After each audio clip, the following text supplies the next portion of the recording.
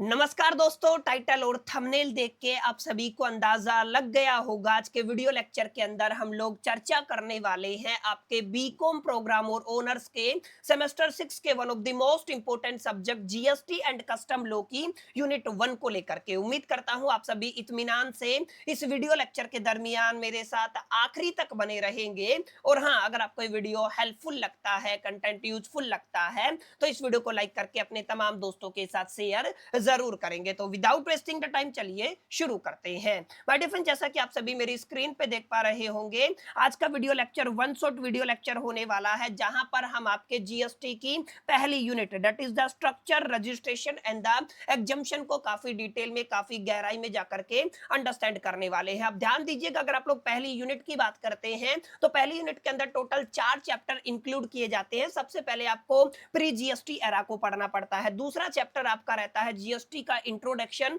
तीसरा चैप्टर रहता है आपका जीएसटी का रजिस्ट्रेशन और चौथा चैप्टर आपका रहता है एग्जम्पशन। हालांकि ये चारों चैप्टर मैंने प्लेलिस्ट के अंदर अपडेट कर रखे हैं, जहां पर हम लोगों ने काफी डिटेल में, काफी गहराई में जाकर के इन चारों चैप्टर को पढ़ लिया था। लेकिन आज का जो वीडियो लेक्चर रहेगा ना, वो आपका 101% आपका एग्जाम ओरिएंटेड क्लास रहेगी, जहां पर हम इस पर्टिकुलर यूनिट से जुड़े हुए उन तमाम important topics along with the questions को डिस्कशन करेंगे, जिनके इस बार आपके फाइनल एग्जामिनेशन के अंदर रिपीट होने की प्रोबेबिलिटी, पॉसिबिलिटी, संभावना और चांसेस बहुत ज्यादा रहने वाली है। और एक और बात ध्यान रखिएगा, इस चीज से कोई फर्क नहीं पड़ने वाला, आप लोग दिल्ली यूनिवर्सिटी के अंदर प्रोग्राम के स्टूडेंट है या आप लोग ऑनर्स के स्टूडेंट है, रेगुलर के स्टूडेंट है, एसएल के स्टूडेंट है या एनसी वेब के स्टूडेंट है, आप सभी तमाम कैटेगरी के स्टूडेंट्स के लिए आज का वीडियो लेक्चर, आज का सेशन इक्वली इंपॉर्टेंट होने वाला है। अब ध्यान दीजिएगा, आज का जो हमारा पहला टॉपिक रहेगा, या मैं कहूं पहला जो क्वेश्चन रहेगा ना, वो बेहद आसान है। आप सभी ने इसके बारे में पढ़ा होगा। सर, आप सभी जानते हैं टैक्सेस को आप लोग क्लासिफाई करते हैं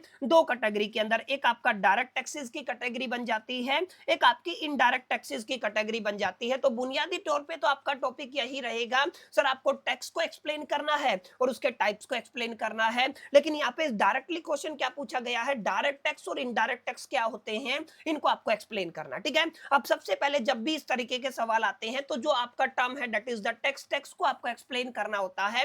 आप सभी जानते हैं टैक्स का मतलब क्या होता है। टैक्स अपने आप में एक ऐसा कंपल्सरी फाइनेंशियल ऑब्लिगेशन होता है, या एक कंपल्सरी फाइनेंशियल कंट्रीब्यूशन होता है, जो हर एक इंडिविजुअल को बेसिकली सोसाइटी के वेलफेयर के लिए, मैं कहूंगा सोसाइटी के डेवलपमेंट के लिए, एक तरीके से गवर्नमेंट को पे करना पड़ता है without expecting the direct benefit. उसको आप लोग क्या कहते हैं, सर टैक्स कहते हैं। यही बात मैंने यहाँ पे लिखी हुई है कि टैक्स की अगर आप लोग बात करते हैं, टैक्स तो आपके बेसिकली कंपल्सरी फाइनेंशियल कंट्रीब्यूशन होते हैं जो इंपोज किए जाते हैं बाय द गवर्नमेंट। समझ गए, यानी कि गवर्नमेंट क्या करती है, कुछ आपके कंपल्सरी फाइनेंशियल कंट्रीब्यूशन इंपोज करती है। वो कॉर्पोरेट के ऊपर भी लगता है, इंडिविजुअल के ऊपर भी लगता है, उन्हीं को आप लोग क्या कहते हो, सर टैक्सेस कहते हो। ठीक है, और टैक्सेस को हम लोग दो कैटेगरी में क्लासिफाई कर देते हैं, कैटेगराइज कर देते हैं। एक आपके डायरेक्ट टैक्सेस की कैटेगरी होती है, एक आपके इनडायरेक्ट टैक्सेस की कैटेगरी होती है। और जैसा कि आप सभी ने पढ़ा होगा ना, ये जो आपका डायरेक्ट टैक्स है और ये जो आपका इनडायरेक्ट टैक्स है, इसकी जो क्लासिफिकेशन की जाती है वो किस बेस पे की जाती है,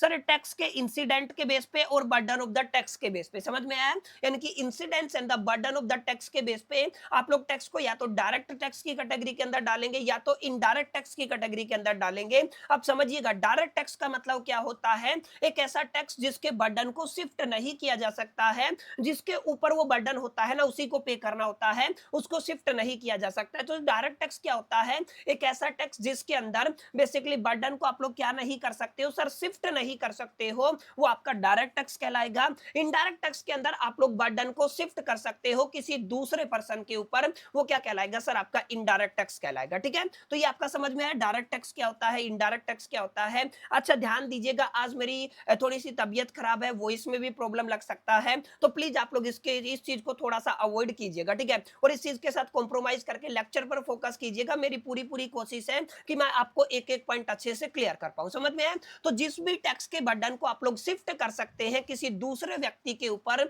वो आपका इनडायरेक्ट टैक्सेस कहलाता है। और जिस टैक्स के बर्डन को शिफ्ट नहीं किया जा सकता, वो आपका डायरेक्ट टैक्स कहलाता है। डायरेक्ट टैक्स के अंदर आपने कॉर्पोरेट टैक्स का नाम सुना होगा, या सेमेस्टर 5 के अंदर हम लोगों ने काफी डिटेल में आपका इनकम टैक्स पढ़ा था। तो इनकम टैक्स हो गया और आपका कॉर्पोरेट टैक्स हो गया, ये ऐसे टैक्स है जिनके बर्डन को आप लोग शिफ्ट नहीं कर सकते हो, दैट्स वाई किस कैटेगरी में आते हैं, डायरेक्ट टैक्स की कैटेगरी के अंदर आते हैं। इनडायरेक्ट टैक्स के अंदर आप लोग कस्टम ड्यूटी की बात कर सकते हो, कस्टम टैक्स की बात कर सकते हो, या फिर आप लोग basically GST goods and services tax की बात कर सकते हो। ठीक है, आई होप कितनी बातें क्लियर रही होंगी। तो यही लिखा हुआ है, डायरेक्ट टैक्स के अंदर आप लोग बर्डन को शिफ्ट नहीं कर सकते हो, लेकिन इनडायरेक्ट टैक्स के अंदर आप लोग बर्डन को शिफ्ट कर सकते हो। जहां पे शिफ्ट किया जा सकता है वो आपका इनडायरेक्ट टैक्स कहलाएगा, जहां पर शिफ्ट नहीं किया जा सकता है वो आपका डायरेक्ट टैक्स कहलाएगा। ठीक है, अब यहाँ पे ध्यान दीजिएगा, एक मैंने डिटेल्ड कंपेरिजन किया हुआ है ताकि आप अपने एग्जामिनेशन के अंदर अच्छे से आंसर को फ्रेम कर सके। ऊपर मैंने आपका डायरेक्ट टैक्स लिखा हुआ है, उसके आगे मैंने इनडायरेक्ट टैक्स का कॉलम डाला हुआ है। किस बेस पे हम लोग ये क्लासिफिकेशन करेंगे ये भी मैंने डाला हुआ है। सबसे पहले आप लोग मीनिंग की बात करते हैं तो डायरेक्ट टैक्स के अंदर आप लोग क्या कहते हैं, टैक्स ऑन द इनकम और वेल्थ, वो क्या होगा सर आपका डायरेक्ट टैक्स होगा। इनडायरेक्ट टैक्स का मतलब एक ऐसा टैक्स बेसिकली जो क्या होता है, टैक्स ऑन द गुड्स और सर्विस होता है। बाकी ज्यादा बेहतर यहाँ पे ये रहेगा कि आप लोग डेफिनेशन लिखे, डायरेक्ट टैक्सेस वो टैक्सेस होते हैं जिनके बर्डन को शिफ्ट नहीं कर सकते हैं, और इनडायरेक्ट टैक्सेस वो टैक्सेस होते हैं जिनके बर्डन को शिफ्ट किया जा सकता है। ये ज्यादा बेहतर पॉइंट रहेगा। अगर आप लोग यहाँ पे बर्डन की बात करते हैं तो डायरेक्ट जो टैक्स होता है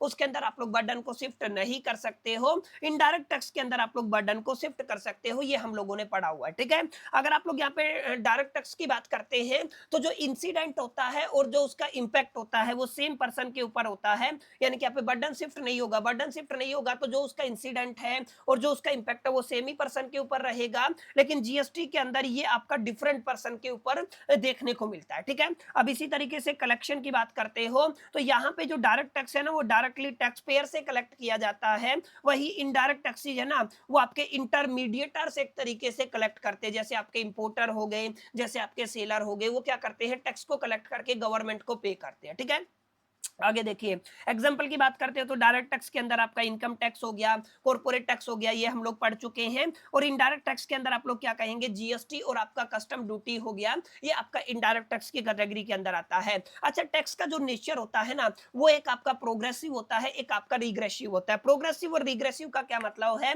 जैसे जैसे एक व्यक्ति का इनकम का एबिलिटी बढ़ता जाता है, अगर उसके साथ टैक्स बढ़ता जाएगा ना तो उस टैक्स का नेचर प्रोग्रेसिव होगा। लेकिन ध्यान दीजिएगा, किसी की कैपेसिटी कुछ भी हो लेकिन सभी के ऊपर अगर आपका same rate of tax implement होता है तो वो आपका रिग्रेसिव नेचर का होता है। जैसे अगर आप लोग इनकम टैक्स की बात करते हैं, जैसे आपकी इनकम बढ़ती जाएगी वैसे वैसे टैक्स बढ़ता जाएगा, इसका मतलब वो प्रोग्रेसिव नेचर का रहेगा। लेकिन जीएसटी की बात करते हैं तो जीएसटी की अगर आप लोग बात करेंगे तो जैसे मैंने ये माइक्रोफोन मान लीजिए खरीदा, ठीक है ना, अब मेरी जो इनकम है वो करीब करीब मान लीजिए 1.5 से 2 लाख रुपए के बीच में है, और एक व्यक्ति है जो करीब करीब 10,000 रुपया 20,000 रुपया महीना कमाता है। अब इसको कोई भी खरीदे, इसके ऊपर जो जीएसटी लगेगा ना वो बेसिकली दोनों के लिए सेम रहेगा। तो जहां पे जीएसटी सॉरी आपका जो टैक्स का जो रेट है वो सेम रहता है इरिस्पेक्टिव ऑफ द एबिलिटी, तो वो आपका जो टैक्स है वो क्या कहलाएगा सर, रिग्रेसिव नेचर का कहलाएगा। जो अमूमन क्या देखा गया है, जो भी आपके इनडायरेक्ट टैक्सेज है उनका जो नेचर है वो कैसा होता है, रिग्रेसिव होता है।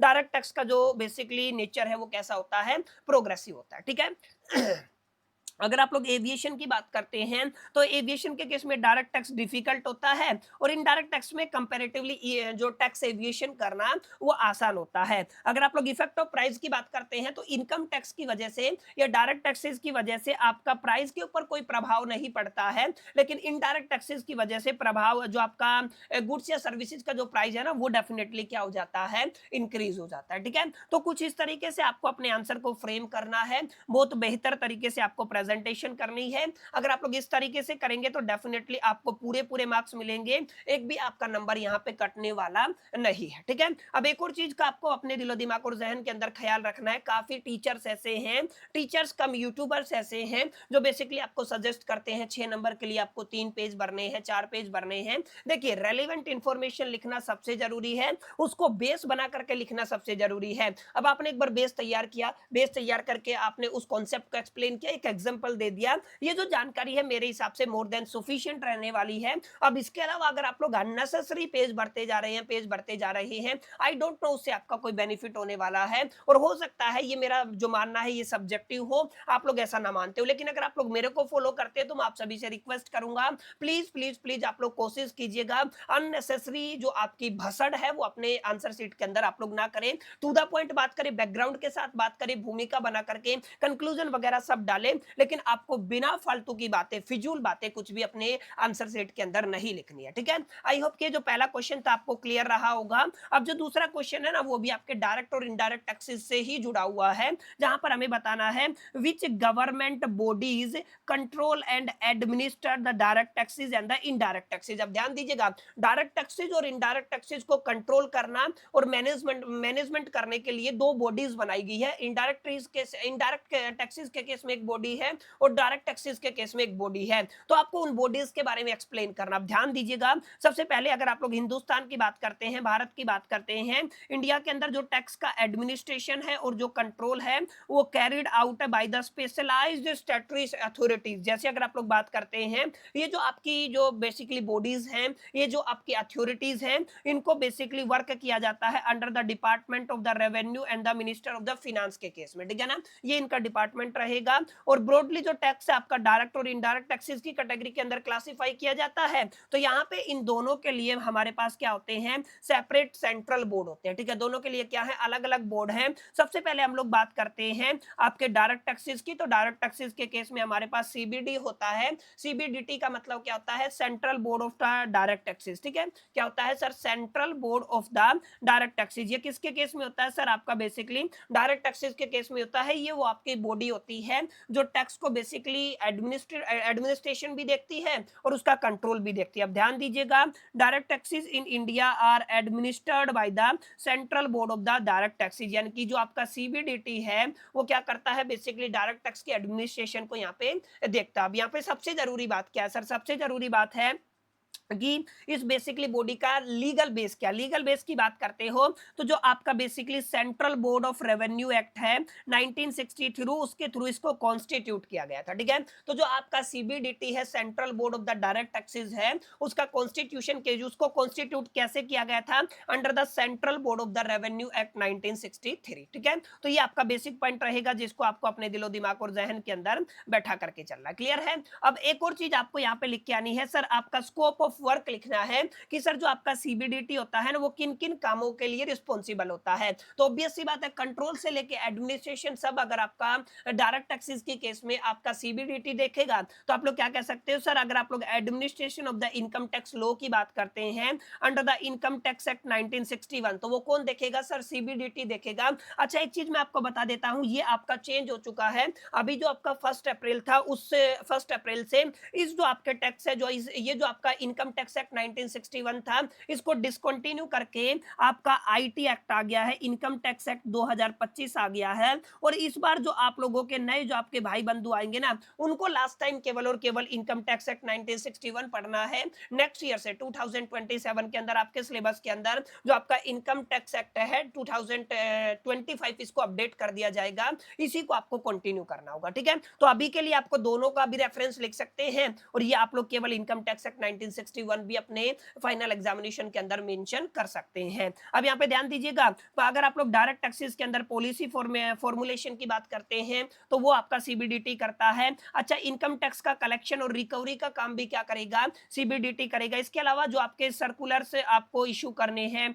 नोटिफिकेशन या जो कोई क्लैरिफिकेशन देना है, वो सब सीबीडीटी करता है, ठीक है। इसके अलावा अगर आपको अपील्स को हैंडल करना है, असेसमेंट को हैंडल करना है या एनफोर्समेंट को हैंडल करना है, तो तमाम चीजों का रिस्पॉन्सिबिलिटी आपके सीबीडीटी के पास होता है। क्लियर है। की फंक्शन आप लोग समझ गए होंगे। बेसिकली सीबीडीटी एंश्योर करता है efficient collection of the direct taxes and proper implementation of the tax law related to the income and wealth. Clear है। ये किसका जिम्मेदारी होता है सर, सीबीडीटी का जिम्मेदारी होता है, ठीक है। तो ये आपके डायरेक्ट टैक्स के केस में आप सभी को समझ में आ गया, सीबीडीटी मेन रोल प्ले करता है, ये मेन अथॉरिटी होता है। वहीं अगर आप लोग इनडायरेक्ट टैक्स के केस में बात करते हैं तो हमारे पास होता है CBIC, central board of indirect taxes and sorry आपका हाँ indirect taxes and the customs, ठीक है। इसका फुल फॉर्म होता है सीबीआईसी का क्या मतलब है, central board of indirect taxes and the custom, ठीक है। ये आपकी वो बॉडी है, ये वो आपकी अथॉरिटी है जो इनडायरेक्ट टैक्सेस से जुड़े हुए तमाम मैनेजमेंट को या फिर आप लोग कहेंगे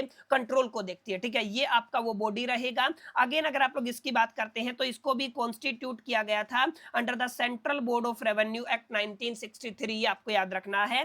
स्कोप ऑफ वर्क की बात करते हैं तो अगेन यहाँ पे जो आपके इनडायरेक्ट टैक्सेस से जुड़े हुए सारे मामले आ जाएंगे, जैसे administration of the GST law की बात करते हैं under the goods and service act, तो वो कौन देखेगा सर, आपका सीबीआईसी देखेगा। इसके अलावा अगर आप लोग administration of the custom law की बात करते हैं तो उसको भी सीबीआईसी देखेगा। इनडायरेक्ट टैक्सेस के लेवी एंड कलेक्शन का जिम्मेदारी भी सीबीआईसी के ऊपर होता है। टैक्स एविएशन से प्रिवेंट करने का और स्मगलिंग से प्रिवेंट करने का काम भी आपका सीबीआईसी का होता है। इसके अलावा कोई नोटिफिकेशन इशू करना है, सर्कुलर इशू करना है, या इसके अलावा जो आपका ट्रेड फैसिलिटेशन मेजर करना है, तो तमाम चीजें आपके सीबीआईसी के हाथ में होती है। ठीक है, अब यहाँ पे अगर आप लोग की फंक्शन की बात करते हो तो आप लोग मोटा मोटा कंक्लूजन में ये कह सकते हैं सीबीआईसी एंश्योर करता है proper implementation of the indirect taxes law and smooth functioning of the trade and commerce. ठीक है, तो ये कुछ बुनियादी बातें थी, उम्मीद करता हूं आपको क्लियरिटी मिली होगी और आपको समझ में आया होगा। अभी तक जो 2 क्वेश्चन मैंने आपको कराए, अभी तक जो 2 मोस्ट इंपोर्टेंट टॉपिक मैंने आपको कराए, उनका क्लैरिटी आपको हो गया होगा, आपको समझ में आया होगा दोनों के आंसर्स को कैसे फ्रेम करना है और कौन कौन सी ऐसी बुनियादी बातें हैं जिनको आपको एग्जामिनेशन के अंदर आंसर सेट के अंदर 101% लिख के आना ही आना है। ठीक है, अब हम थोड़ा आगे बढ़ेंगे और एक और क्वेश्चन को पढ़ेंगे। देखिए एक और क्वेश्चन है, एक और टॉपिक है, हालांकि मैंने रेगुलर क्लासेस के अंदर काफी डिटेल में पढ़ाए हुए हैं, लेकिन ये जो सेशन है ना, ये एक तरीके का रिवीजन सेशन रहेगा। ये मैं कहूँ स्टूडेंट के लिए रहेगा जिनके पास इतना समय नहीं होता, जो लास्ट मोमेंट पे जाकर के ना केवल पढ़ करके अपने एग्जामिनेशन देते हैं। तो अब हम पढ़ेंगे वेट क्या होता है, वैल्यू एडिशन टैक्स क्या होता है, आपको इसको एक्सप्लेन करना है एक एग्जाम्पल से। ठीक है, तो अब हम इसको कंटिन्यू करेंगे जब तक मैं पानी पी लेता हूँ।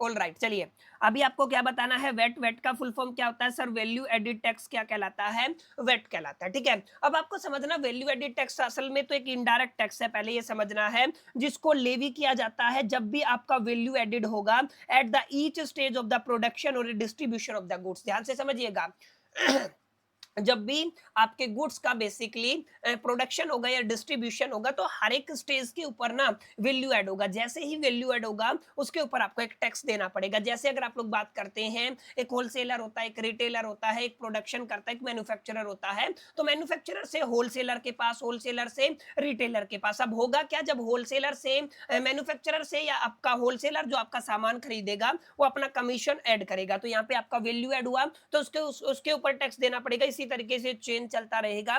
जब भी प्रोडक्शन और डिस्ट्रीब्यूशन ऑफ द गुड्स के केस में आपका वैल्यू ऐड होता है ना, तो उसके ऊपर आपको एक टैक्स देना पड़ता है, जिसको आप लोग क्या कहते हैं सर, वैल्यू एडिड टैक्स कहते हैं। और ये आपका एंश्योर करता है tax is collected at the every stage but the burden ultimately fall on the final customer. अब ध्यान दीजिएगा, क्योंकि बार बार जब आपके गुड्स के ऊपर टैक्स लगेगा तो ऑब्वियस सी बात है जो उसका फाइनल जो इंपैक्ट है वो किसके ऊपर पड़ेगा सर, कंज्यूमर के ऊपर पड़ेगा। ठीक है, तो वेट अपने आप में आप लोग कह सकते हैं was a majority in the major indirect tax system in the India before the introduction of the GST and was governed by the state law. ये काफी इंपॉर्टेंट बात है, पहले ये आपका होता था जीएसटी आने से पहले, और इसको कौन बेसिकली गवर्न करता था सर, आपका स्टेट लॉ गवर्न करता था। ठीक है, इसको आपको याद रखना है। अब कुछ की फीचर्स है जो मैं आपको बता देता हूं, जिनको आपको एज इट इज लिख के आना है। सबसे पहली बात तो ये हर एक स्टेज के ऊपर लगता था, जब भी वैल्यू ऐड होगा उसके ऊपर आपको टैक्स देना पड़ेगा। अच्छा, यहाँ पे आईटीसी अवेलेबल होता था, input tax credit system available होता था, और यहाँ पर बेसिकली आपका अवॉइड किया जाता था कास्केडिंग इफेक्ट को। कास्केडिंग इफेक्ट का मतलब होता है जब भी टैक्स के ऊपर टैक्स लगता है ना, तो उसको रिमूव करने के लिए हमारे पास आईटीसी आया, इनपुट टैक्स क्रेडिट, तो इसको आप लोग क्या कहेंगे कास्केडिंग इफेक्ट। जब भी टैक्स के ऊपर टैक्स काम करेगा तो वो आपका कास्केडिंग इफेक्ट कहलाता है। ठीक है, अब यहाँ पे अल्टीमेटली बर्डन किसके ऊपर जाता है, फाइनल कंज्यूमर के ऊपर जाता है। तो कुल मिलाकर के मोटी मोटी बात आप लोग यहाँ पे लिख सकते हैं। अब यहाँ पे कॉन्सेप्ट की बात करते हैं तो ध्यान दीजिएगा, एक आपका आउटपुट टैक्स होता है, एक आपका इनपुट टैक्स होता है। हर एक स्टेज के ऊपर हम लोग सेलर की बात करते हैं। सेलर, जैसे मैंने मान लीजिए मैं सेलर हूं और मैंने आपका ये माउस बेचा है। ठीक है, ये जो माउस आप लोग देख रहे हैं एक सेलर ने बेचा, तो जैसे मैं कस्टमर हूं। ठीक है, अब मैंने जो इसका प्राइस पे किया अलॉन्ग विद इसके ऊपर जीएसटी पे किया, तो जो आपका जो जीएसटी है वो कलेक्ट किसने किया सर, वो आपके सेलर ने कलेक्ट किया। अब सेलर ने भी तो ये माल कहीं से लिया होगा ना, तो वहां पे उसने खुद जीएसटी पे किया होगा। तो यानी कि अब उसके पास 2 सिनेरियो है, एक जीएसटी जो वो कलेक्ट करता है, एक जीएसटी जो वो पे करता है। तो जो भी आपका बेसिकली वो आपका वेट जो कलेक्ट करता है ना, यानी कि जो वो खुद एक तरीके से इकट्ठा करता है, वो आपका आउटपुट टैक्स कहलाता है। और जो उसने पे किया है वो क्या कहलाता है सर, वो आपका इनपुट टैक्स कहलाता है। ठीक है, और जो आप लोग नेट निकालते हैं, नेट कैसे निकालते हैं सर, हमेशा हम लोग आउटपुट के अंदर से इनपुट माइनस करते हैं, जो बच जाएगा वो हमारा टैक्सेबल लायबिलिटी हो जाएगा। क्लियर, ये आपको याद रखना। ठीक है, अब यहाँ पे ध्यान दीजिएगा, एक बेसिक्स एग्जांपल मैंने आप सभी के लिए बनाया है, जिससे मैं आपको बेटर तरीके से सारी चीजों का क्लैरिटी प्रोवाइड कर सकूं। अब यहाँ पे ध्यान दीजिएगा, मैं एक स्टैंडर्ड रेट मान लेता हूं कि भाई साहब हम लोगों ने मान लिया आपका जो वेट है ना, वेट का जो रेट है वो कितना है सर, 10% है, माने फिक्स है। 10% आपका वेट लगेगा, वैल्यू एडिशन टैक्सेस लगेगा। अब मैंने बताया हर एक स्टेज के ऊपर जब भी वैल्यू ऐड होगा ना, उसके ऊपर आपको टैक्स देना पड़ेगा। ठीक है, अब यहाँ पे ध्यान दीजिएगा, जैसे मैंने एक बेसिक एग्जांपल लिया है। सबसे पहला स्टेज है मैन्युफैक्चरर से माल आपका होलसेलर ने खरीदा, फिर होलसेलर से रिटेलर ने खरीदा, और रिटेलर से कितने खरीदा सर, कंज्यूमर ने खरीदा। तो 3 स्टेजेज हो गई है आपके मैन्युफैक्चरिंग से लेकर प्रोडक्शन तक के। ठीक है, तो 3 स्टेजेज हो गई है। अब तीनों स्टेजेज में हर एक व्यक्ति अपना कमीशन लगाता है, हर एक व्यक्ति इसमें वैल्यू ऐड करेगा, और वैल्यू ऐड के ऊपर ही आपको क्या करना पड़ता है सर, टैक्स पे करना पड़ता है। अब जैसे अगर आप लोग बात करते हैं, यहाँ पे मैन्युफैक्चरर से होलसेलर ने क्या किया sir, cost of raw material कितना रखा, 100 रुपए रखा, इसने अपना वैल्यू ऐड कितना कर लिया, 50 कर लिया, टोटल सेलिंग प्राइस कितना हो गया सर, आपका 150 रुपए हो गया। ठीक है, अब यहाँ पे ध्यान से समझने वाली बात है, अगर आप लोग 150 का, अगर आप लोग 10% निकालते हैं तो सर कितना बनता है, 15 रुपए बनता है। माने मैन्युफैक्चरर ने पे किया गवर्नमेंट को कितने रुपए का टैक्स, 15 रुपए का टैक्स। ठीक है, तो ये आपका वैल्यू एडिशन टैक्स का जो कैलकुलेशन था वो समझ में आया। अब जो ये जो माल है ना 150 रुपए का, ये कहां पे चला गया, होलसेलर। अब होलसेलर ने 150 रुपए के अंदर अपना खुद का वैल्यू ऐड किया, खुद का कमीशन ऐड किया, 30 रुपए, तो कितना बन गया सर, 180 रुपए बन गया। 150 में 30 ऐड करेंगे, अब ये जो टैक्स पे करेगा ना, अब इसके ऊपर 10%, अगर आप लोग 180 का 10% निकालेंगे तो कितना आ जाएगा सर, 18 रुपया आ जाएगा। तो यहाँ पे ध्यान दीजिएगा, आईटीसी का मतलब क्या है, इसने 10 बेसिकली 15 रुपया तो पहले पे किया है। अब टोटल इसने कलेक्ट कितना किया सर, 18 किया, 15 इसकी गोद से लगा, 18 इसने कलेक्ट किया, तो टोटल जो इसका बेसिकली वैट कितना बन जाएगा सर, 3 रुपए बन जाएगा। ठीक है, अब ये जो आपने माइनस किया है ना आउटपुट में से इनपुट, इसी को कहते हो इनपुट टैक्स क्रेडिट। ठीक है, ये क्या होता है, इनपुट टैक्स क्रेडिट। काफी डिटेल में नहीं जाएंगे वरना लेक्चर बहुत लंबा हो जाएगा। ठीक है, इसी तरीके से 180 रुपए का माल कहां पे चला गया, रिटेलर के ऊपर। अब रिटेलर ने 20 रुपया ऐड किया, और आपका टोटल जो माल कितने में सेल कर दिया कस्टमर को, 200 रुपए में सेल कर दिया। अब ध्यान दीजिएगा, 200 का 10% अगर वेट निकालते हैं कैलकुलेट करते हैं तो 20 रुपया बनता है।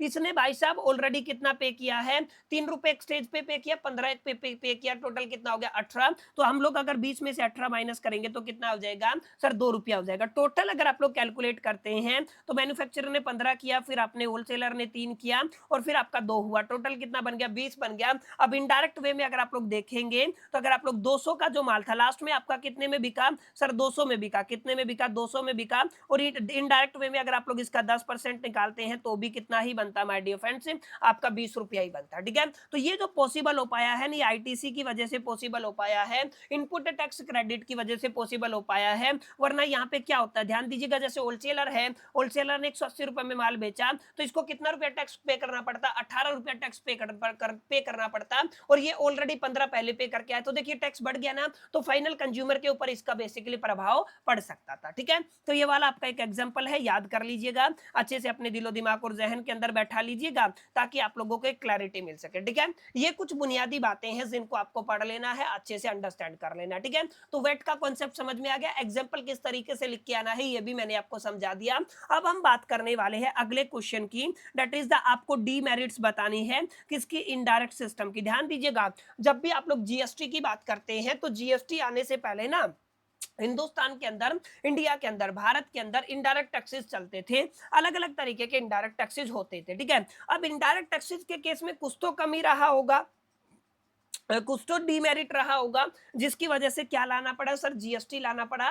और आप देखेंगे मेजोरिटी ऑफ द हिंदुस्तान के पोर्शन के अंदर 1 जुलाई 2017 को आपका जीएसटी लागू हो गया था। ठीक है, अब अगर आप लोग एक स्टेट को छोड़ देते हैं तो स्टेट भी नहीं बोलेंगे, एक जगह को छोड़ देते हैं तो उसको वहां पर आपको बेसिकली 7 दिन बाद इंप्लीमेंट हुआ था। लेकिन ध्यान दीजिएगा, यहाँ पे मेजोरिटी ऑफ द सेक्शन के अंदर 1 जुलाई 2017 को जीएसटी लागू हो गया था। जीएसटी लागू होने के कुछ बेसिक कारण थे कि हमारे जो सिस्टम था ना उसके अंदर काफी सारी खामियां कंपनियां थी डीमेरिट्स थे। सर डीमेरिट्स कौन से थे? सबसे पहले तो नेचर समझे, नेचर क्या था? इनडायरेक्ट टैक्सेस का जो नेचर था वो कैसा था? रिग्रेसिव था, as they impose equal tax burden on the consumer irrespective of the income. खैर ये यहाँ पर भी है और पहले भी था। अब एबिलिटी टू पे का क्या मतलब होता है? There is a no relation with the ability to the pay. Obvious सी बात है, इनडायरेक्ट टैक्सेस का कुछ भी लेना देना नहीं है एबिलिटी टू पे के साथ। माने आप लोग पैसा कितना भी कमाएं, अगर इसके ऊपर 10% टैक्स है ना, तो हर एक व्यक्ति को कितना टैक्स देना पड़ेगा? सर 10% ही टैक्स देना पड़ेगा, ठीक है। अब इससे इनडायरेक्ट टैक्सेस की वजह से जो गुड्स है और जो आपकी सर्विसेज है उनका जो फाइनल प्राइस है वो इंक्रीज हो जाता था। अच्छा यहाँ पर जो आपकी ट्रांसपेरेंसी है वो हिडन रहती थी। अच्छा यहाँ पे टैक्स एविएशन का एक स्कोप रहता था। इसके अलावा आप लोग कह सकते हैं रिड्यूस हो सकती थी डिमांड एंड कंजम्पशन, क्योंकि फाइनल प्राइस बढ़ जाता था। इसके अलावा आप लोग कह सकते हो they involve the complex procedure and the compliance requirement, ठीक है। अब ये पॉइंट पर मैं चर्चा नहीं करूंगा क्योंकि ये बेसिक पॉइंट्स हैं, आप लोग इनको जस्ट गो थ्रू करेंगे तो डेफिनेटली आप इनको समझ पाएंगे। इसके ऊपर हम लोगों को ज्यादा समय लगाने की जरूरत नहीं है क्योंकि और भी अच्छे अच्छे क्वेश्चन हमारे पास है। हाँ, पर ये पूछा जाता है अक्सर आपके फाइनल एग्जामिनेशन के अंदर, तो प्लीज मेक श्योर करके आपको इसको अपने दिलो दिमाग और जहन के अंदर बैठा लेना, ठीक है। अब हम अगले क्वेश्चन की तरफ बढ़ते हैं। ये आपका दूसरे चैप्टर से सवाल है। अभी तक जो आपने पढ़े वो पहले चैप्टर से थे, that is the indirect taxes in India, that is the pre GST era. अब ये जो सवाल है ना, ये काफी अहम है। आपको बताना है जीएसटी का स्ट्रक्चर क्या होता है, इसको एक्सप्लेन करना है। और मैं आपको बताता चलूं, हिंदुस्तान फेडरल कंट्री है, फेडरल सिस्टम फॉलो किया जाता है, तो यहाँ पर आपका जो ड्यूअल सिस्टम जीएसटी के अंदर भी देखने को मिलता है। तो ड्यूअल सिस्टम से भी सवाल आता है और स्ट्रक्चर ऑफ जीएसटी से भी आपको सवाल देखने को मिलता है, ध्यान दीजिएगा। अगर आप लोग जीएसटी की बात करते हैं तो इसका फुल फॉर्म होता है गुड्स एंड सर्विसेज टैक्स। अपने आप में ये कॉम्प्रिहेंसिव इनडायरेक्ट कैटेगरी का टैक्स होता है जिसको इंट्रोड्यूस किया गया था इंडिया के अंदर with the effect of the 1 July 2017, except the Jammu and Kashmir, J and K को छोड़ करके आपका ये कहां पे ऑल ओवर द इंडिया 1 जुलाई 2017 को लागू कर दिया गया था। और जितने भी मल्टीपल इनडायरेक्ट टैक्सेस थे उनको रिप्लेस कर दिया था इतने, ठीक है। अब यहाँ पे देखिएगा, it is the governed by the law such as a central goods and services tax act 2017, ठीक है। तो ये इसको गवर्न करता है and corresponding state GST law भी है हमारे पास, इसको आपको याद रखना है।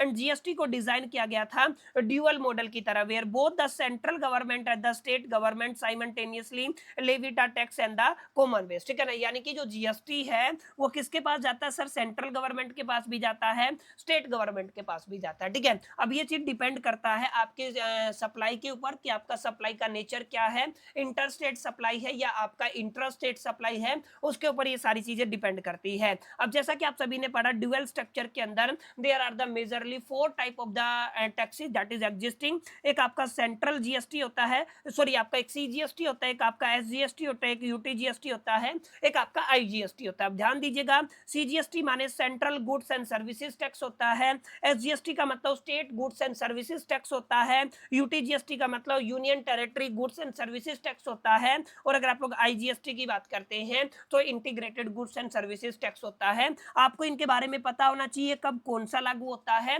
और इसका एक्सप्लेनेशन आपको पेपर के अंदर करके आना है, जो हम लोग अपने रेगुलर क्लासेस के अंदर कर चुके हैं, ठीक है। अब यहाँ पर आपको पता होना चाहिए सीजीएसटी कब लगता है, आईजीएसटी कब लगता है। अगर आप लोग चाहें तो मैं आपको एक्सप्लेन भी कर दूंगा, लेकिन क्लास थोड़ा बड़ा हो जाएगा, चलिए बड़ा हो जाता है तो आप लोग एडजस्ट कर लीजिएगा, ठीक है।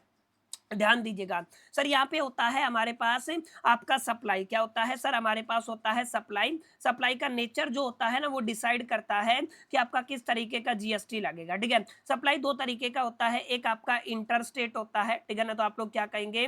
इंटर स्टेट होता है। एक आपका क्या होता है सर? आपका इंट्रा स्टेट होता है। क्या होता है? इंट्रा स्टेट होता है।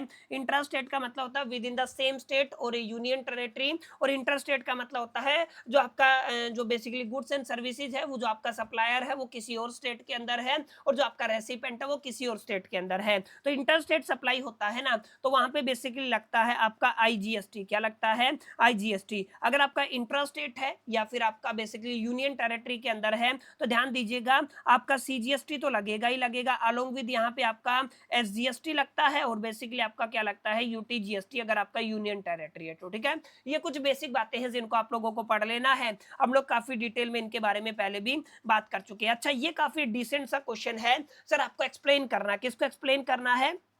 पढ़िए जीएसटी काउंसिल को आप सभी जानते हैं।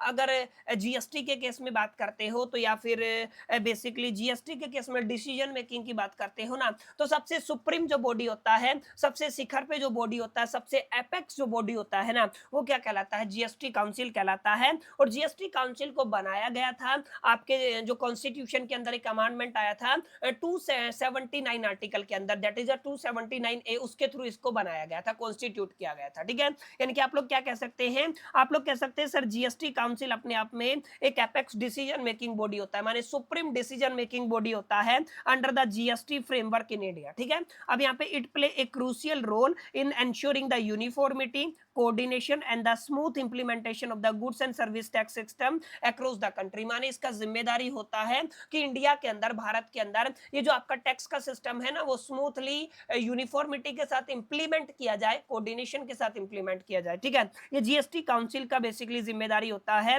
और ये अपने आप में कॉन्स्टिट्यूशनल बॉडी है जिसको स्टैब्लिश किया गया था under the article 279A of the constitution of the India. ये मैं आपको बता चुका हूं। ठीक है, अब जीएसटी काउंसिल की अगर आप लोग बात करते हो तो यहाँ पे इसको कॉन्स्टिट्यूट किया जाता है बाय द प्रेसिडेंट। कौन कॉन्स्टिट्यूट करता है? सर प्रेसिडेंट कॉन्स्टिट्यूट करता है। और इसके मेंबर देखिए, चेयरपर्सन कौन होता है? यूनियन फिनेंस मिनिस्टर होता है। मेंबर आपके जो स्टेट के जो फिनेंस मिनिस्टर है ना, union minister of state for a finance, वो आपके सारे मेंबर होते हैं। और मेंबर्स की अगर आप लोग बात करते हैं तो यहाँ पे फिनांस या taxation minister of the state भी हो सकते हैं। ठीक है, ये आपका याद रखना है।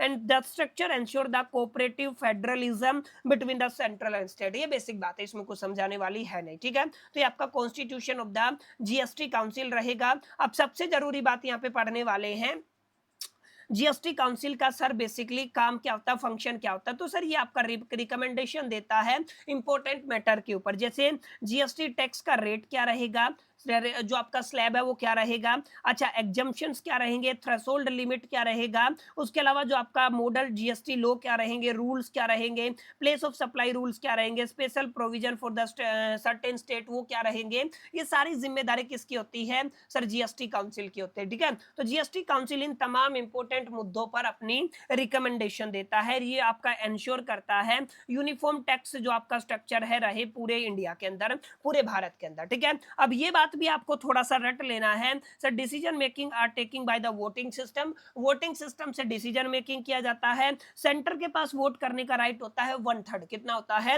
1/3 होता है। और स्टेट के पास होता है 2/3, कितना होता है? 2/3 होता है। और दोनों मिलेंगे तभी डिसीजन लिया जाएगा। डिसीजन तब तक नहीं लिया जा सकता जब तक मेजोरिटी ऑफ द वोट कितना हो जाएगा? सर 75% हो जाएगा। ध्यान दीजिएगा, जैसे अगर आप लोग 100% का 1/3 लगाते हैं तो अप्रोक्सीमेट कितना होता है? 33% होता है। और उसके बाद आपका ये 2/3 रहेगा। इसका मतलब अकेला ना तो सेंटर कोई डिसीजन ले सकता है, अकेला ना आपका स्टेट कोई डिसीजन ले सकता है। यहाँ पर डिसीजन उसी मुद्दे पर लिया जाएगा जहां पर मेजोरिटी क्या बनेगा? 75% बनेगा कम से कम। अब ये कैसे पॉसिबल होगा? जब सेंटर और स्टेट दोनों का रजामंदी हो, दोनों का एसेंट हो। ठीक है, तो ये बात आपको अपने दिलो दिमाग और जहन के अंदर बैठा लेनी है। कई बार पेपर के अंदर ये सवाल पूछा जाता है। इसके अलावा एक और क्वेश्चन है, दैट इज द जीएसटीएन। इससे भी सवाल आता है। जीएसटीएन का मतलब होता है goods and services tax network. ठीक है, इसका फुल फॉर्म क्या होता है? Goods and services tax network. अगर आप लोग ध्यान से देखेंगे ना तो जीएसटी के अंदर जो भी आपको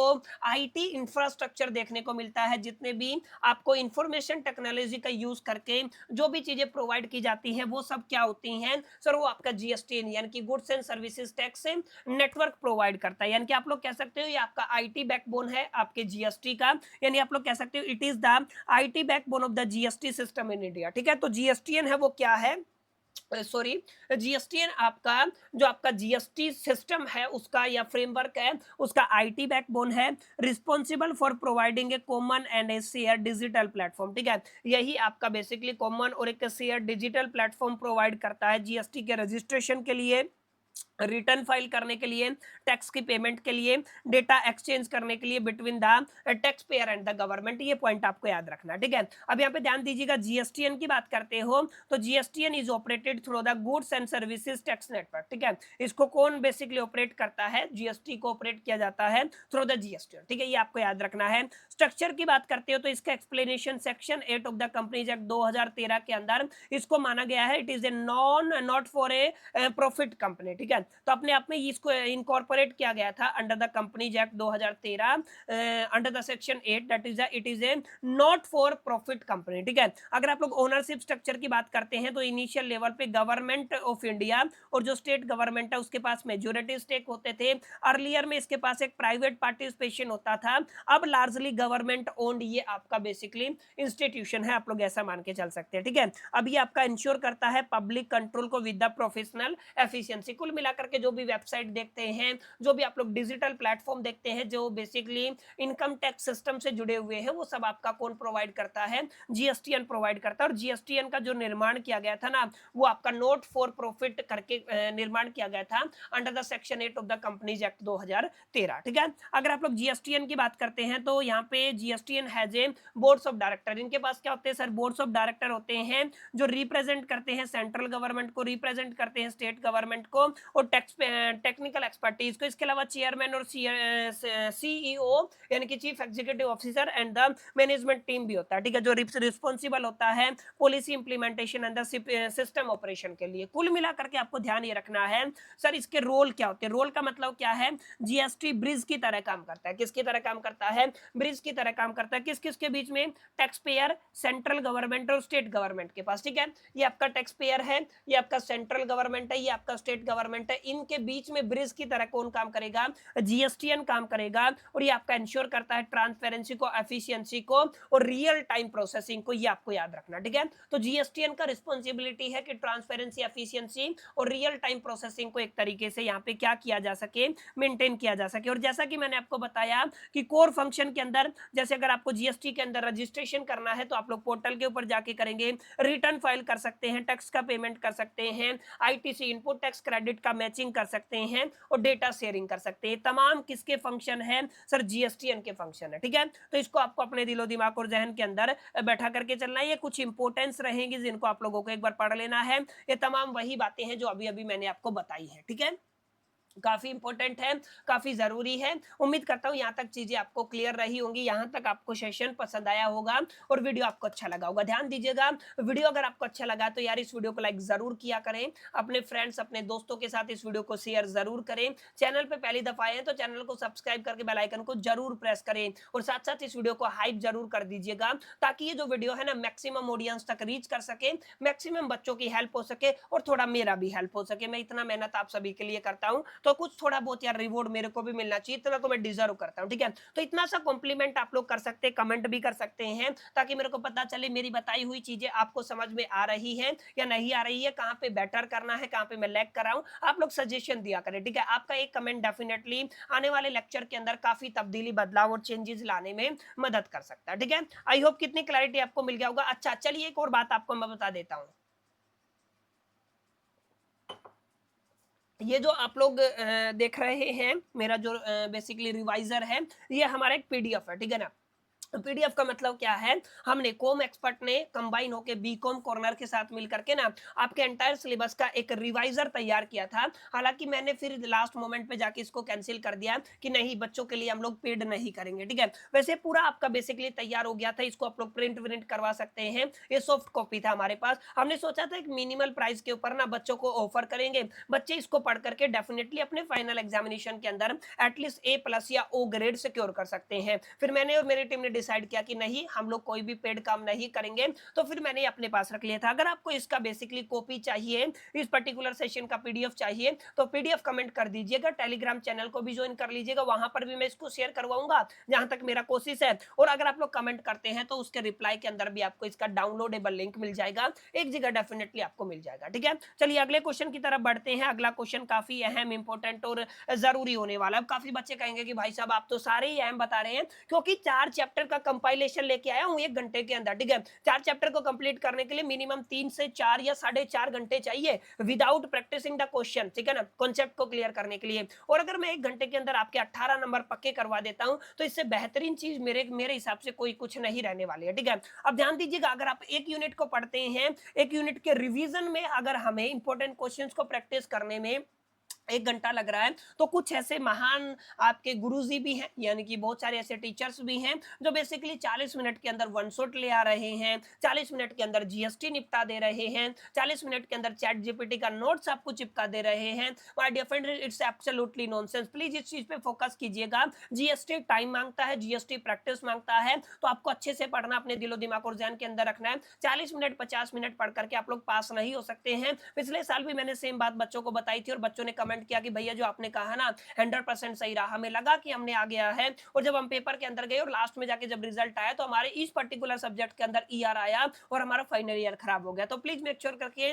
आप लोग इन चीजों से बचे, अच्छे टीचर के पास अच्छे कंटेंट से पढ़े ताकि आपको क्लैरिटी हो। ठीक है, चलिए आगे बढ़ते हैं, अगला क्वेश्चन पढ़ते हैं। सर आपको बताना है स्टेट कंपनसेशन मैकेनिज्म क्या होता है। देखिए, स्टेट कंपनसेशन मैकेनिज्म का क्या मतलब होता है। अब जीएसटी आने से पहले 1 जुलाई 2017 से पहले ना हिंदुस्तान के अंदर मेजरली इनडायरेक्ट टैक्सेस काम करते थे और इनडायरेक्ट टैक्सेस की वजह से ही जो आपके स्टेट होते थे उनका बेसिकली मेजरली रेवेन्यू होता था। अब जब आपके इनडायरेक्ट टैक्सेस को सब सम्ड किया गया, हटाया गया और उसकी जगह एक नया बेसिकली टैक्स जो आपका टैक्स लाया गया, दैट इज द जीएसटी। तो इस बीच में आपका एक ट्रांजिशन पीरियड होगा, ऑब्वियस सी बात है। उस ट्रांजिशन पीरियड के अंदर there is a possibility of the revenue loss से जो आपका स्टेट गवर्नमेंट है उसका रेवेन्यू लॉस हो सकता था। अब इस चीज की भरपाई करने के लिए ना आपका क्या बनाया गया, स्टेट कंपनसेशन मैकेनिज्म बनाया गया कि जीएसटी का जो ट्रांजिशन पीरियड रहेगा 5 साल का रखा गया था। अगर उसके दरमियान किसी भी स्टेट को रेवेन्यू लॉस होता है तो उस केस में जो स्टेट कंपनसेशन मैकेनिज्म के थ्रू हम लोग आपको कंपनसेट कर देंगे। ठीक है, अब यहाँ पे ध्यान दीजिएगा एग्जैक्टली क्या क्या बातें हैं। यहाँ पे लिखा हुआ है the introduction of the GST leads to the subsuming. Subsuming का मतलब डिसकंटिन्यू करना of the various state, like the VAT हो गया, एंट्री टैक्स हो गया। अब ये सारे टैक्स हटा दिए, which create a concern among the state regarding the possible loss of revenue. मैंने बताया ना यहाँ पे क्या पॉसिबिलिटी है, लॉस ऑफ रेवेन्यू को पॉसिबिलिटी है, जिसको एड्रेस करने के लिए स्टेट कंपनसेशन मैकेनिज्म को इंट्रोड्यूस किया गया ताकि एंश्योर किया जा सके कि स्टेट प्रोटेक्टेड है अगेंस्ट द सच लॉसेस। ठीक है ना, and this mechanism is provided under the GST act 2017। और ये भी आपका किसके अंडर आता है, जीएसटी एक्ट 2017 के अंदर आता है। अब इसको कैलकुलेट कैसे किया जाता है ये देखिए। ठीक है, कंपनसेशन कैसे निकाला जाएगा, जो आपका प्रोजेक्टेड रेवेन्यू था, ठीक है, उसके अंदर से एक्चुअल जीएसटी रेवेन्यू को माइनस करेंगे। अब यहाँ पे ध्यान रखिएगा क्या करना है, प्रोजेक्टेड रेवेन्यू के अंदर से एक्चुअल जीएसटी रेवेन्यू को क्या करना है, माइनस करना है। इफ अगर आपका जो एक्चुअल प्रोजेक्टेड जो आपका एक्चुअल रेवेन्यू है वो अगर आपका प्रोजेक्टेड रेवेन्यू से एक तरीके से कम आता है, ध्यान से समझिएगा क्या कह रहा है, अगर आपका एक्चुअल रेवेन्यू है वो प्रोजेक्टेड रेवेन्यू से क्या है, कम है, तो जो आपका डिफरेंस आता है ना, जो आपका क्या आता है, डिफरेंस आता है, उसको सेंटर द्वारा पे किया जाएगा। किसके अंदर से, जो आपका स्टेट कंपनसेशन मैकेनिज्म है उसके थ्रू। ठीक है, अब यहाँ पे जो आपका जीएसटी काउंसिल है उसका भी एक इंपॉर्टेंट रोल होता है। जीएसटी काउंसिल इस रेट को रिकमेंड करता है कि कंपनसेशन सेस के अंदर क्या रेट रहेगा, ये आपका मॉनिटर करता है इंप्लीमेंटेशन को, रिजोल्व करता है जो भी इशू कंपनसेशन से जुड़े हुए हैं उनको। क्लियर है, अब यहाँ पे ध्यान दीजिएगा, अगर आप लोग यहाँ पे की फीचर्स ऑफ द मैकेनिज्म की बात करते हैं तो आप लोग कह देंगे गारंटेड रेवेन्यू ग्रोथ की अगर आप लोग बात करते हैं, state are assured 40% of the annual growth in the revenue, यानी कि स्टेट्स को एश्योर किया जाता है कि यहाँ पर कितना होगा, 40% ऑफ द एनुअल ग्रोथ रहेगा। और इसका जो बेस ईयर था वो 15 से 16 रहेगा। ठीक है, अगर आप लोग इसकी बात करते हैं बेस ईयर की 15 से 16 रहेगा, ये आपको याद रखना। ठीक है, अगर आपका एक्चुअल रेवेन्यू लेस है, प्रोजेक्टेड कंपनसेशन पे किया जाएगा। ठीक है, यानी कि अगर आपका एक्चुअल रेवेन्यू लेस है किससे, प्रोजेक्टेड रेवेन्यू से, तो आपको स्टेट कंपनसेशन किया जाएगा। अब याद रखिएगा इसका जो टाइम पीरियड रखा गया था वो 5 साल का रखा गया था और ये क्या था, 1 जुलाई 2017 से आपका 30 जून 2022 तक। वैसे ये लॉकडाउन वगैरह के सिनेरियो की वजह से यहाँ पे काफी कुछ तब्दीली, चेंजेस और बदलाव भी देखने को मिले थे। खैर इतनी बातें आपको जानने की जरूरत नहीं है। अब जान दीजिएगा ये जो आपका स्टेट कंपनसेशन मैकेनिज्म है, ये स्टेट कंपनसेशन जो कंपनसेशन सेस है उससे चलता है और ये आपका लगता है लग्जरी गुड्स के ऊपर और सिन गुड्स के ऊपर। सिन गुड्स का मतलब तंबाकू हो गया, पान मसाला हो गया, कार्स हो गया, इंपोर्ट एक्सपोर्ट, जो इंपोर्ट वाला मामला है ना उस केस में। ठीक है, तो ये आपको याद रखना है, ये काफी अहम, इंपॉर्टेंट और जरूरी टॉपिक रहेगा जहां से आपके सवाल पूछे जा सकते हैं। तो यहां तक आकर के हमने आपके जो आपका दुई जो चैप्टर है, चैप्टर नंबर 2 है, जो आपका सेकंड चैप्टर है, उसके भी इंपॉर्टेंट क्वेश्चंस प्रैक्टिस कर लिए हैं। आई होप कि आपको क्लैरिटी मिल गया होगा, ठीक है। अब हम तीसरे चैप्टर के अंदर घुसेंगे, दैट इज द रजिस्ट्रेशन। और रजिस्ट्रेशन से सवाल आता ही आता है। बुनियादी तौर पे सवाल ये आता है कि रजिस्ट्रेशन का क्या मीनिंग होता है, रजिस्ट्रेशन किनको लेना होता है, किनको नहीं लेना होता है, कैसे ऐसे कौन से केस है जहाँ पे रजिस्ट्रेशन लेने की जरूरत नहीं है, ऐसे कौन से केस है जहाँ पे थ्रेशोल्ड लिमिट के बेस पे आप लोगों को रजिस्ट्रेशन लेना होता है, ऐसे कौन से केस है जहाँ पे आपको कंपलसरी बेसिस पे रजिस्ट्रेशन लेना होता है। तो कुछ इस तरीके के सिनेरियो यहाँ पे देखने को मिलता है। अब यहाँ पे ध्यान दीजिएगा, यहाँ पे मैं आपको बताने वाला हूँ आपका रजिस्ट्रेशन के केस में। तो रजिस्ट्रेशन अपने आप में वो प्रोसेस होता है जिसका इस्तेमाल करके ना कोई भी पर्सन रिकॉग्नाइज हो जाता है एज ए टैक्सेबल पर्सन, ठीक है। वो क्या कहलाता है, वो आपका बेसिकली जीएसटी रजिस्ट्रेशन कहलाता है। तो registration under the GST is the process by which a person get recognised as a taxable person under the GST law and become liable to collect and the pay the tax, ठीक है ना। वो क्या हो जाता है, tax collect करने के लिए और गवर्नमेंट को पे करने के लिए लायबल हो जाता है। और याद रखिएगा ये जो है ना बेसिकली ये जो पूरा मामला इससे रिलेटेड जो आपका रजिस्ट्रेशन से रिलेटेड कौन कौन से मामले हैं सर, सेक्शन 22 से लेकर सेक्शन 24 जो है वो रजिस्ट्रेशन से जुड़ा हुआ है under the central goods and services tax act 2017, ये आपको याद रखना, ठीक है।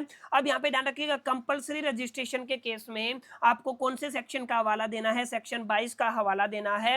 यहाँ पे मैं बहुत डिटेल में नहीं जाऊंगा, आपको मोटा मोटा समझाऊंगा। वैसे काफी मैंने मेमोरी टेक्निक से इसको रेगुलर क्लासेस के अंदर कवर करवाया हुआ है। एक तो होता है आपका थ्रेशोल्ड लिमिट के बिहाफ पे, यानी कि जो आपका एग्रीगेटेड टर्नओवर है ना, अगर वो आपका एक्सीड कर जाता है प्रिस्क्राइब्ड थ्रेशोल्ड लिमिट से, यानी ये वो आपका मिनिमम लिमिट है, जिससे ऊपर चले गए तो आपको रजिस्ट्रेशन लेना पड़ेगा। 3 लिमिट है, 40 लाख का लिमिट है, सप्लाई ऑफ द गुड्स करते हो नॉर्मल स्टेट के अंदर, ठीक है ना। अगर आप लोगों का 20 लाख का लिमिट है, अगर आप लोग सप्लायर ऑफ द सर्विसेज है, 10 लाख का लिमिट है for the special category of the state. ये आप लोग पढ़ लीजिएगा कौन से स्टेट है, कहां पर 10 लाख है, कहां पर 20 लाख है, ये मैंने रेगुलर क्लासेस के अंदर कवर करवाया हुआ है, ठीक है। अगर आपका ये लिमिट क्रॉस होता है तो रजिस्ट्रेशन आपका मैंडेटरी हो जाता है, ये आपको पढ़ना है, ठीक है।